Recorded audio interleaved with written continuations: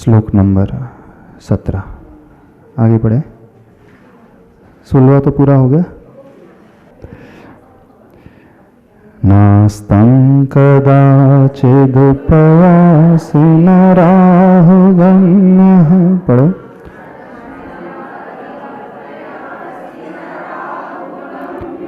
स्पष्टीकरोषि सहसा युगपज्जगन्ति।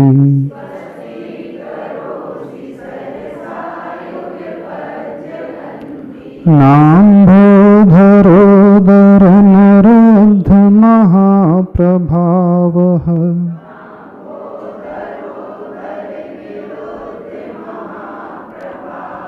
सूर्यातिशायी महिमासि मुनीन्द्रलोके।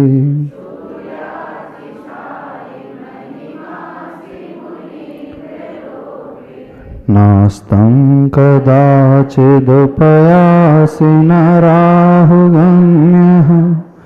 स्पष्टीकरोषि सहसा युगपज्जगन्ति।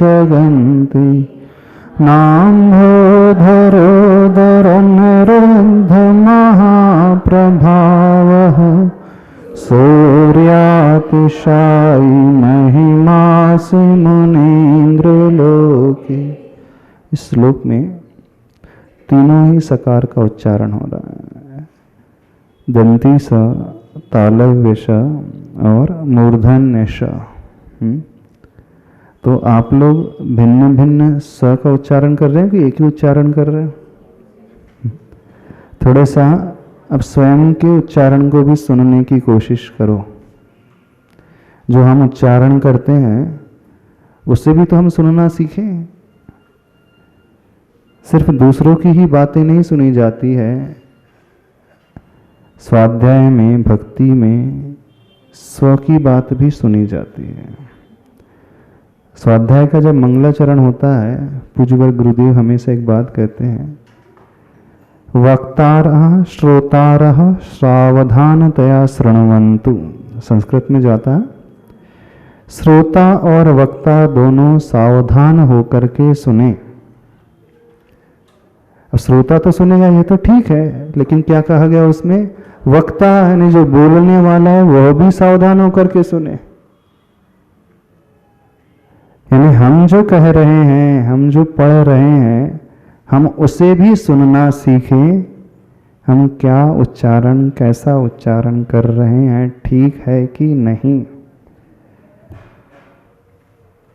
कई बार व्यक्ति स्व को ही भूल जाता है, बस पर में ही उलझा रहता है। आचार्य भगवान का एक बहुत सुंदर हाइकू है, अपना मन अपने विषय में क्यों न सोचता। क्या कहा गुरुदेव ने? अपना मन अपने विषय में क्यों न सोचता। अथवा ठीक यही भाव कुछ दूसरे शब्दों में, देख रहा हूं मेरी ये आंखें मुझे देख ना पाती। देख रहा हूं मेरी ये आंखें मुझे देख ना पाती। हम अपनी आंखों से अपने आप को देख पाते? कितने लोग स्वयं को देख लेते हैं? अपनी आंखों से स्वयं अपनी आंखों को देखना नहीं दिखते ना। अपने मन में अपना विषय क्यों नहीं लेकर के आते? अपना मन अपने विषय में क्यों ना सोचता। मन की जो यात्रा है हमेशा दूसरों के लिए ही चलती है, दूसरों को ही विषय बनाने में लगी रहती है। दूसरों का ही चिंतन होता है, वो स्व का चिंतन करता ही नहीं। जैसे स्वयं की आंखें स्वयं को नहीं देख पाती। आप अपनी आंखों से अपनी आंखों को देख लेते हो? देख सकते हो? नहीं देख सकते? नहीं देख सकते? कोई आई स्पेशलिस्ट नहीं है यहाँ पे?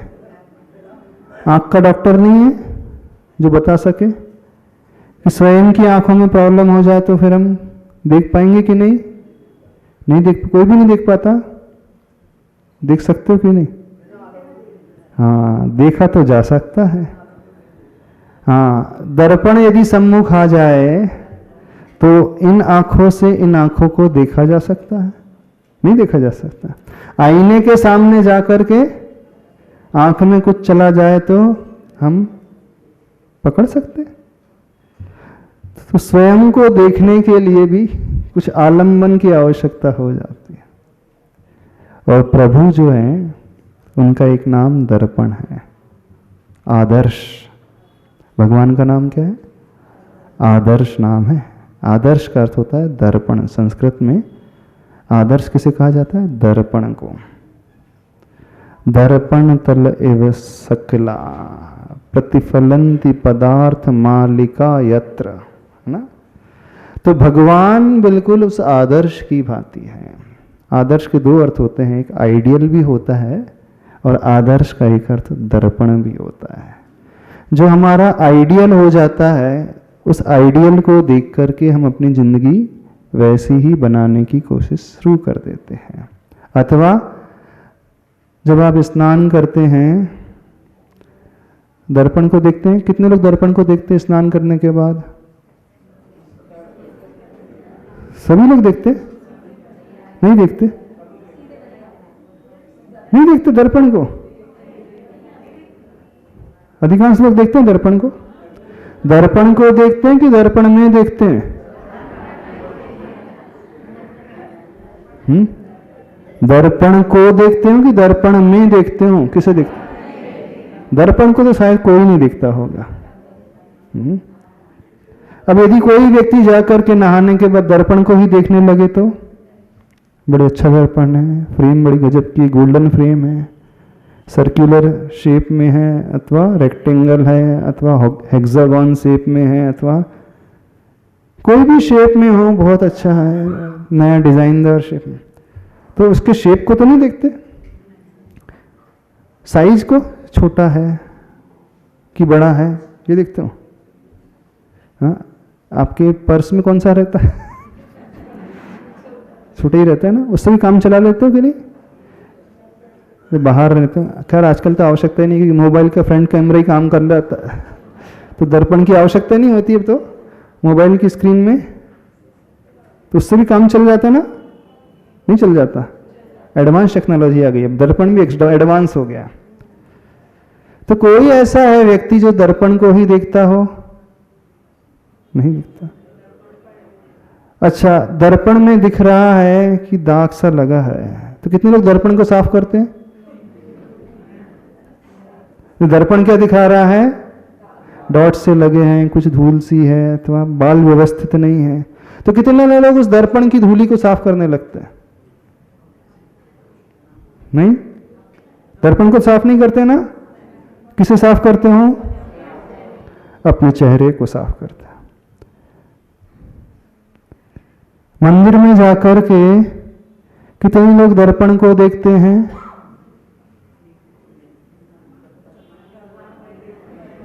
कितने लोग दर्पण को देखते हैं मंदिर में जाकर के?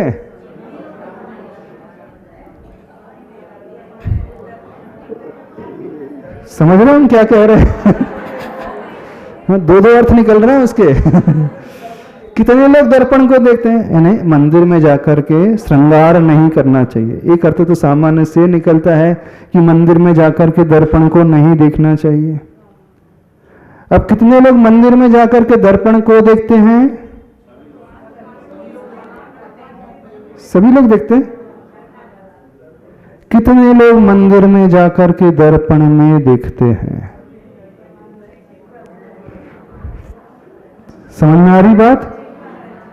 मंदिर में जाकर के तो दर्पण को ही देखा जाता है। दर्पण मतलब उन भगवान को ही देखा जाता है, लेकिन अपने ड्रेसिंग रूम में दर्पण को नहीं देखा जाता, वहां दर्पण में देखा जाता है। कितना विरोधाभास आ गया, कितना विरोधाभास आ गया। सभी लोग मंदिर में जाकर के प्रभु को देखते हैं, लेकिन प्रभु में नहीं देखते। अभी आप मना कर रहे थे ना, हम दर्पण की सफाई नहीं करते, चेहरा दिख कि चेहरे की सफाई, किसकी सफाई करते? दर्पण दिखा दर्पण रहा है कि माथे में कुछ दाग है, तो दर्पण को तो पोंछते नहीं हो, चेहरे को पोंछते हो।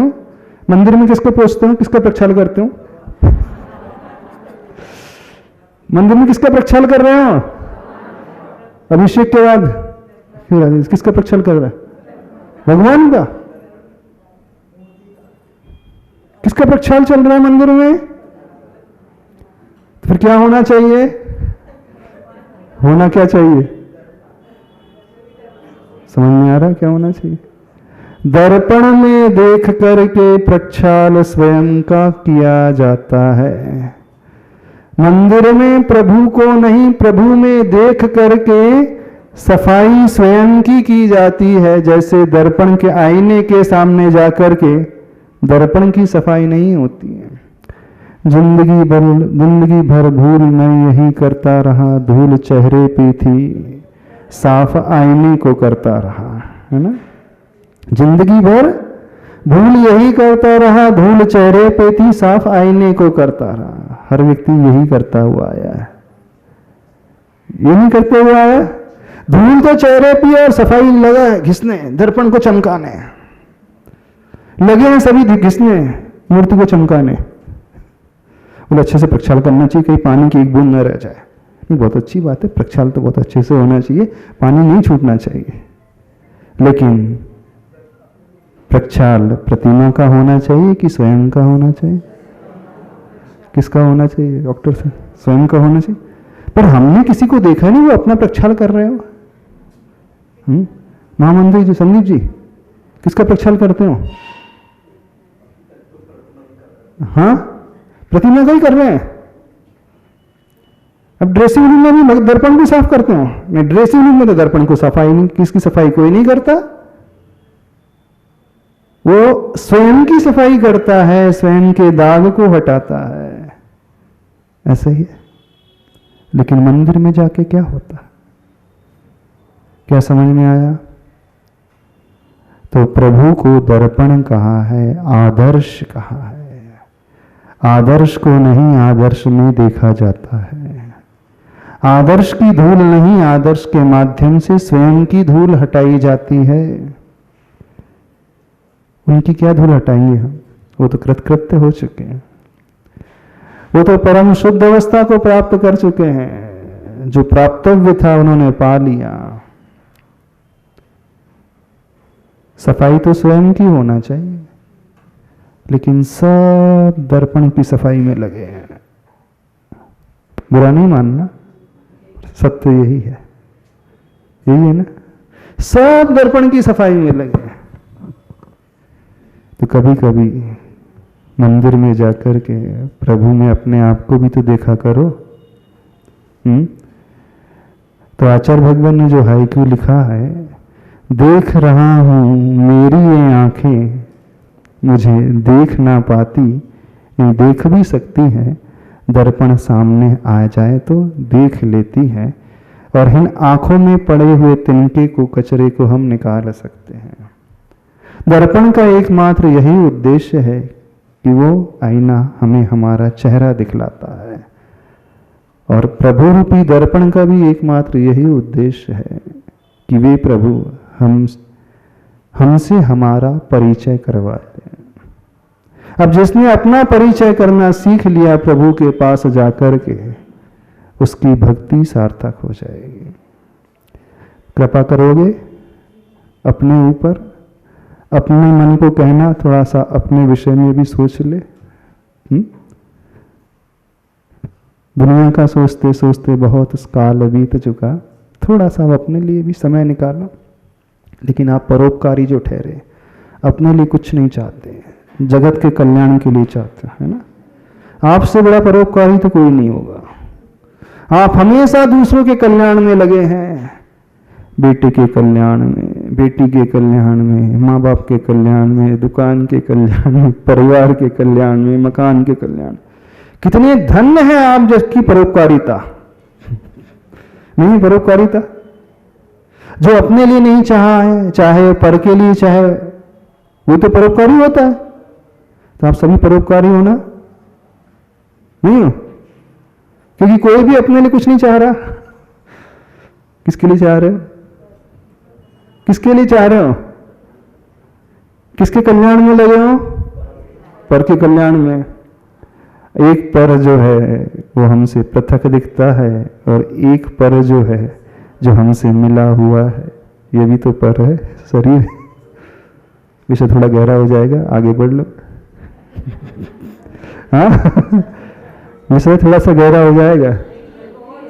हाँ, एक पर जो है वो हमसे भिन्न है, वो दिखता है, लेकिन एक पर जो है हमसे अभिन्न है, वो नहीं दिखता।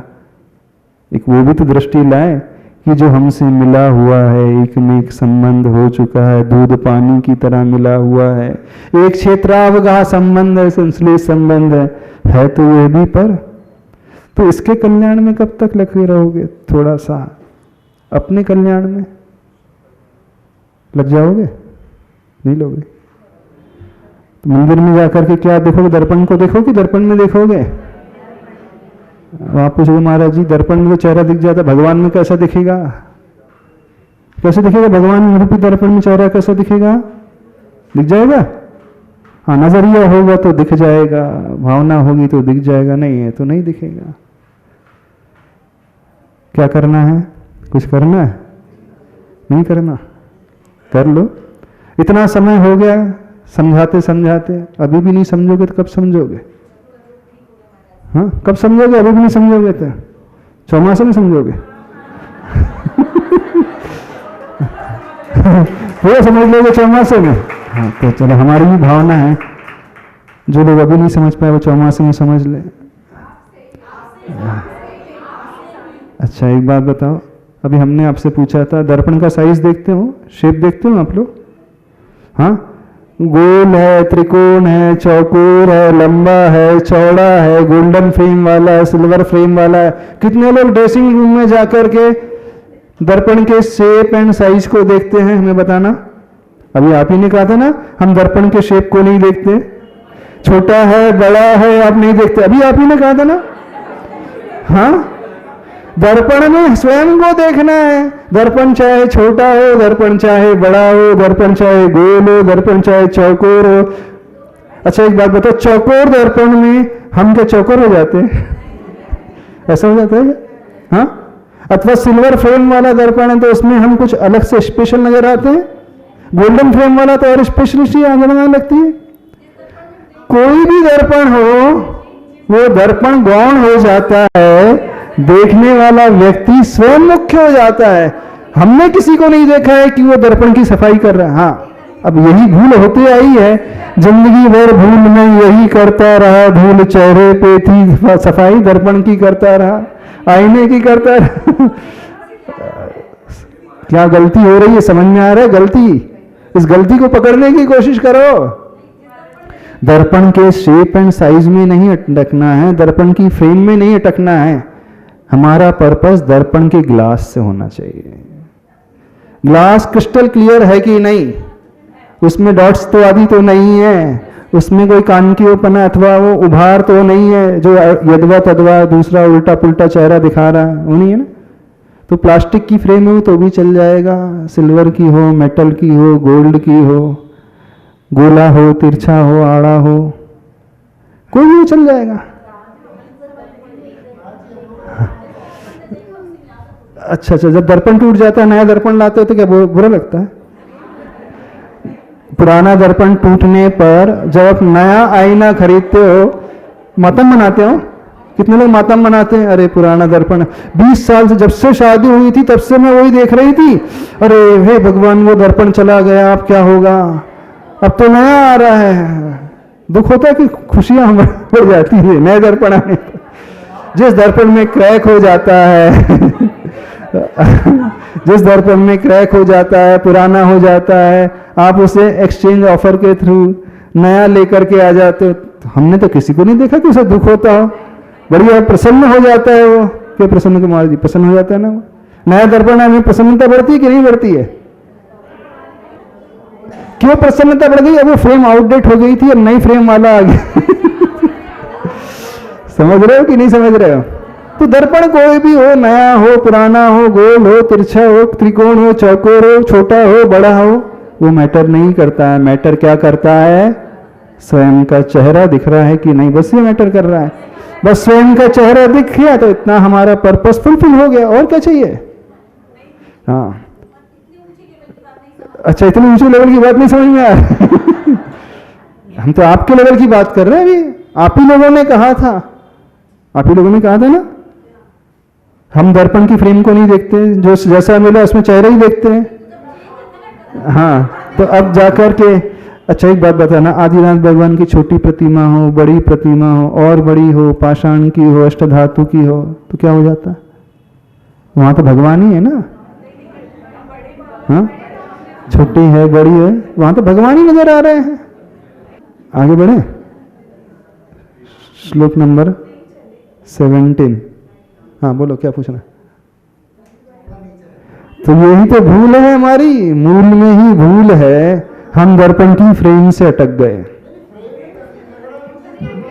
हम दर्पण के ग्लास में नहीं अटक करके फ्रेम में अटक रहे हैं, यही अपनी सबसे बड़ी भूल है। इसे समझो, फ्रेम में नहीं अटकना है, शेप एंड साइज में नहीं अटकना है। हमें क्या देखना है? अपना चेहरा दिखना है कि नहीं, बस वो देखना है। चेहरा दिख गया तो पर्पस सॉल्व, नहीं दिखा तो सब बड़े। हाँ हाँ, तो दिखना शुरू हो तो एक बार दिखना शुरू हो तो ऐसा थोड़ी कल दर्पण चेहरा नहीं दिखाएगा, नया दर्पण चेहरा नहीं दिखाएगा, ऐसा तो होता नहीं है। दर्पण मैटर नहीं करता है, हमारे देखने की नजरिया मैटर करता है। It's not what we see, it's how we see matters. New technology वाला आना चाहिए, न्यू फीचर्स वाला आना चाहिए, स्मार्टफोन चाहिए, पुराना वाला नहीं चाहिए बोले। हाँ तो ओल्ड इज गोल्ड हमेशा एप्लीकेबल नहीं होता है। जब हमारा स्वार्थ आ जाता है तो हम पुराना मोबाइल बदल के नया ला लेते हैं। तो ऐसा क्यों नहीं, उसी से सहज करके रखो। पुराना ट्रंक कॉल वाला सिस्टम है, वो नंबर डायल करने वाला है, बदल दिया कि नहीं? हाँ, पहले साइकिल में चलते थे, अब स्कूटी में चलने लगे। ओल्ड इज गोल्ड, पुरानी साइकिल अच्छी थी कि नहीं? नहीं, वो समय के अनुसार थोड़ा स्टैंडर्ड बढ़ता है, बदलना चाहिए। बदलना चाहिए कि नहीं? तो व्यक्ति समय के अनुसार बदलता है। क्या सारे एक ही कंपनी के मोबाइल हैं? हाँ, नहीं, सारे एक ही कंपनी के मोबाइल कहाँ हैं? अलग अलग कंपनी के हैंडसेट्स आते हैं। एक ही कंपनी नहीं, एक ही अलग अलग कंपनी के हैंडसेट्स आते हैं। अभी तो सारे जो हैं वो एक ही आचार्य भगवान के शिष्य हैं, और हम लोग एक इससे यूज टू हैं, जिस हैंडसेट से यूज टू हैं वो आग बंद करके भी हम उसको ऑपरेट कर लेते हैं ना महाराज जी। बूंदी का लड्डू तभी तक अच्छा लगता है जब तक रसमलाई नहीं मिलती है। जब रसमलाई मिल जाती है तो फिर समझ में आता है, अभी तक तो मैं बूंदी की लड्डू को अच्छा मान रहा था, इससे भी कुछ अच्छा है, आज पता चला। समझ में आया कि नहीं समझ में आया? चलो, मिठाई मिलती रहे महाराज जी। हाँ, मिठाई मिल रही है, यही बहुत है महाराज। तो वही तुम बोल रहे, इससे भी अच्छी मिठाई है रसमलाई। बूंदी के लड्डू से अच्छी है कि नहीं है? अरे अच्छी है। नहीं महाराज जी, बूंदी ज्यादा अच्छी लगती है। पूछो डॉक्टर साहब से पीछे बैठे, बूंदी की लड्डू अच्छा लगता है कि रसमलाई ज्यादा अच्छी लगती है? बूंदी का लड्डू ज्यादा अच्छा महाराज। हाँ, कोई बूंदी का लड्डू खाता नहीं आज के। सारे फंक्शन में बूंदी का लड्डू ना बने तो काम ही नहीं चलता महाराज जी। अच्छा, देख लें आपके बेटे के घर जब शादी होगी, रिसेप्शन में क्या बनाओगे? 100%। मुझे तो बहुत प्रिय है महाराज जी, 100% रहेगी। चलो, पढ़ तो लें आप, कुछ नहीं पढ़ना है। 17वां नंबर श्लोक। पूज्यवर ने श्लोक की महिमा में भगवान को किस रूप में प्रस्तुत किया है? वे प्रभु सूर्य से भी अधिक महिमावान हैं, सूर्य से भी अधिक तेज को रखने वाले हैं। खैर, इस सब का उद्देश्य हमारा बस यही था बताने का कि कभी कभी अपने बारे में भी सोचा करो। हाँ, अपना भी चिंतन किया करो। भले ही हमारी आंखें स्वयं आंखें वो नहीं देख सकती, लेकिन आईने के माध्यम से देखा जा सकता है, प्रभु के माध्यम से देखा जा सकता है। यह होना चाहिए। नास्तम कदाचित उपयासी न राहु गम्य। इसके शब्दार्थ को पहले देख लें। न अस्तम, न अलग है, अस्तम अलग है, दोनों की संधि हो गई तो क्या बन गया? नास्तम। कदाचित, कभी भी, उपयासी यानी प्राप्त होता है। न राहु गम्य है। किसकी बात चल रही है? वह सूर्य की बात चल रही है। पहली क्या विशेषता बताई जा रही है? वह सूर्य कभी अस्त नहीं होता है। कौन सा सूर्य है? जो आसमान में गगनमणि नजर आता है, आसमान में विचरण करता हुआ सूर्य नजर आता है, वो हर 12 घंटे 13 घंटे 11 घंटे के बाद अस्त हो जाता है। अस्त हो जाता है। उस सूर्य का प्रकाश एक जैसा नहीं होता है। उदय के समय उसका प्रकाश अलग है, 10 बजे उसका प्रकाश अलग होता है, 12 बजे उसका तेज अलग होता है और 3 बजे उसका तेज कम पड़ने लगता है। अभी अस्त नहीं हुआ है, अभी है, वो उदय ही है, लेकिन हर पल उसका तेज, उसका प्रभाव, उसका प्रकाश परिवर्तनशील है, स्थिर नहीं रहता है। और लगभग 12 घंटे के पश्चात वह सूर्य अस्त हो जाता है।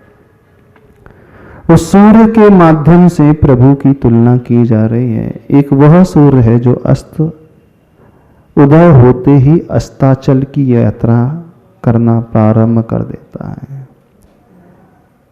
सूर्य का उदय होते ही, सनराइज होते ही सनसेट की ओर उसकी यात्रा शुरू हो जाती है। भले ही 5:20 पे सनराइज हुआ, लेकिन अगले पल अब उसकी यात्रा सनसेट की ओर शुरू हो गई। जन्म होते ही मरण की यात्रा शुरू हो जाती है। हो जाती है? नहीं हो जाती? आप लोग बर्थडे सेलिब्रेट करते हो, क्या होना चाहिए वैसे? 1 वर्ष कम हो गया। जो जीवन बना है ना शब्द, ज्या धातु से ज्या वयो हानौ, यानी जहां पर वय यानी उम्र की हानि होती है वह जीवन कहलाता है। संस्कृत के हिसाब से जो शब्द बनता है जीवन कैसे? ज्या वयो हानौ, यानी वय, एज, उम्र प्रतिपल जो घटती है ना, सबकी आयु घट रही है, तो वो जो हानि हो रही है वही जीवन। कहने में आ रहा है कि वो व्यक्ति का जीवन है, कहने में आ रहा है कि जन्म दिवस है, कहने में आ रहा है कि इसकी जिंदगी चल रही, पर वह मरने की ओर अगले पल से ही चलने लगता है। चलने लगता है। और जैसे जैसे समय बीतता है वो प्रसन्न हो जाता है, खुश होता है। जैसे जैसे आप बड़े होते हो दुखी होते हैं, खुश हो। 1 साल और बढ़ता है तो खुशी होती कि विकल्प पैदा हो जाए। क्या होता है? खुशी होती। पैसा खर्च होता तो खुशी होती कि गम होता? स्टॉक में से निकल गया, बैलेंस कम हो गया, कितने लोगों को खुशियां होती हैं? खुशी तो किसी नहीं होती। लेकिन जन्म दिवस में वो खुश होता है, प्रसन्न होता है। उल्टा यूनिट चल रहा है ना। तो यहां बात बताई जा रही है उस सूर्य की जो जन्म लेते ही, उदय होते ही अस्ताचल की ओर चलने लगता है। लेकिन प्रभु आप एक ऐसे सूर्य हैं, न अस्तम कदाचित उपयासी, कभी भी आप अस्त होते ही नहीं हैं, कभी भी आपका मरण होगा ही नहीं। सूर्य का प्रकाश कम हो रहा है, बढ़ रहा है, उसका तेज भी परिवर्तनशील है, लेकिन आपका तेज घटता बढ़ता बिल्कुल नहीं है। उसने अपने आप में जो पा लिया है वो एक्सट्रीम कंडीशन तक पहुंच गया है, अनंतता को वो पा लिया है, उसमें अब कोई परिवर्तन नहीं होता है। लेकिन ये आसमान का सूर्य तो परिवर्तनशील है। वो अस्त हो जाता है। और क्या है विशेषता सूर्य की? राहु के द्वारा वो ग्रस्त हो जाता है। जब ग्रहण लग जाता है तो राहु उसे ग्रसित कर लेता है ना। लेकिन आप जैसे सूर्य को कोई अपना ग्रास नहीं बना सकता। सूर्य का अस्तित्व तो रहता है, लेकिन राहु के सम्मुख आते ही वह अस्तित्व विहीन जैसा हो जाता है। उसका होना और नहीं होना दोनों एक जैसा ही हो जाता है। लेकिन आपकी बात ही कुछ निराली है। वह सूर्य जब उदय को प्राप्त होता है तो समस्त संसार को प्रकाशित कर देता है, प्रकट कर देता है ना। अंधकार दूर हो जाता है। तो यहां पे कहा जा रहा है स्पष्टीकरोषि सहसा युगपत् जगन्ति। अनायास ही स्पष्ट प्रकट कर देता है युगपत्, एक साथ इस जगत को, इस लोक को, इस संसार को। वह सूर्य भी प्रकाश फैलाता है। दिनकर जो है, दिन करने वाला है, अंधकार को नष्ट करने वाला है। लेकिन आप जैसे सूर्य की बात ही कुछ अलग है। उसकी विशेषता यहां पर बताई जा रही है। तो नीचे वाला जो चरण है, स्पष्टीकरोषि सहसा युगपत् जगन्ति, एक साथ वह स्पष्ट कर देता है। क्या हुआ? में रहता है, कूलर में रहता है, वो बिना पंखे के बैठ जाए, नहीं लग तो है कि लगन तो कुछ लग गई है। हाँ, मानना पड़ेगा। नहीं, श्रावक गर्मी में बैठ जाए, घोर आश्चर्य। पंचम काल का श्रावक वो भी पंचम काल का श्रावक ऐसी घोर गर्मी में बैठे रहे, पसीना पोंछते रहे, बैठे रहे, फिर भी सुनते रहे, पढ़ते रहे। इसका मतलब है कुछ तो भाव अच्छे हो गए। भावना के अनुरूप कुछ कार्य भी होना चाहिए। वो कार्य होता है तो लाभ होता है। ऐसा करना, शाम को जाकर के भोजन करने की भावना अकेले करना, ठीक है? क्या भावना करना? बहुत अच्छा भोजन मैं कर रहा हूँ, Indian, south Indian, north Indian, continental, अच्छे से अच्छा मैं भोजन कर रहा हूँ, बस भावना के लिए कर लेना। ठीक हो जाएगा? नहीं होगा ना? तो भावना के साथ साथ